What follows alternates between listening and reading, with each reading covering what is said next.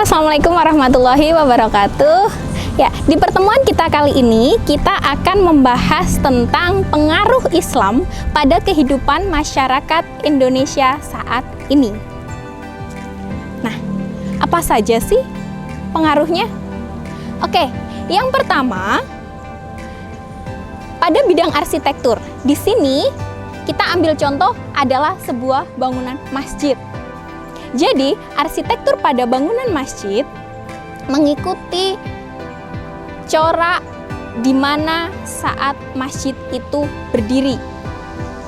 Dalam artian, jika itu pada tahun 1800-an, mungkin masjidnya akan bercorak sedikit ke arah arsitektur Hindu-Buddha dan ke arah kolonial. Untuk masjid, yang mayoritas masjid yang berdiri pada saat ini, itu kebanyakan menganut arsitektur Timur Tengah. Oke, mau lihat seperti apa perbedaannya? Mari kita lihat cuplikan berikut ini.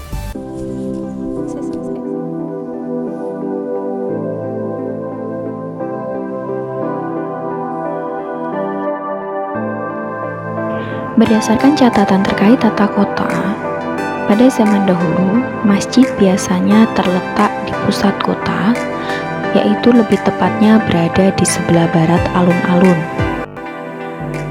Dalam perkembangannya, masjid mengalami perubahan bentuk dan arsitektur. Pada bangunan masjid kuno, biasanya memiliki pagar tembok yang mengelilingi masjid. Selain itu, juga memiliki satu pintu gerbang untuk menuju ke dalam masjid. Masjid yang kental akan unsur lokal biasanya berbentuk joglo dan memiliki atap tumpang. Jika kita amati bersama-sama, perkembangan masjid saat ini cenderung mengalami kemiripan dengan masjid-masjid yang berada di Timur Tengah. Contoh, penggunaan kubah pada atap masjid dan lebih dari satu menara untuk mengumandangkan azan. Setelah masuknya Islam, banyak daerah-daerah pesisir yang mengalami perkembangan yang cukup pesat. Daerah-daerah di muara sungai yang sebelumnya dikenal kumuh berkembang menjadi pusat perdagangan yang ramai. Tidak hanya itu, kota-kota pelabuhan yang sudah ada sejak zaman Hindu-Buddha juga mengalami perkembangan yang cukup drastis, di mana tidak hanya menjadi kota pelabuhan, tapi juga banyak yang menjadi pusat pemerintahan. Contohnya yaitu Kerajaan Banten. Kemudian yang terakhir yaitu terkait tata tulis. Kaligrafi merupakan seni menulis tulisan Arab yang indah dan biasanya memiliki pola yang beragam. Di Indonesia sendiri, kaligrafi merupakan bentuk seni budaya Islam yang pertama kali ditemukan.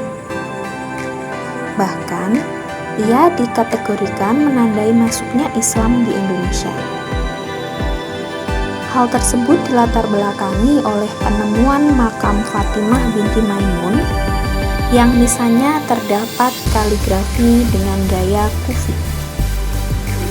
Kaligrafi mengalami perkembangan pada abad ke-16 yang mana kaligrafi biasanya dituangkan pada tulisan-tulisan di dinding masjid maupun di makam. Nah, di makam sendiri, kaligrafi biasanya dituliskan pada nisan atau pintu pada makam.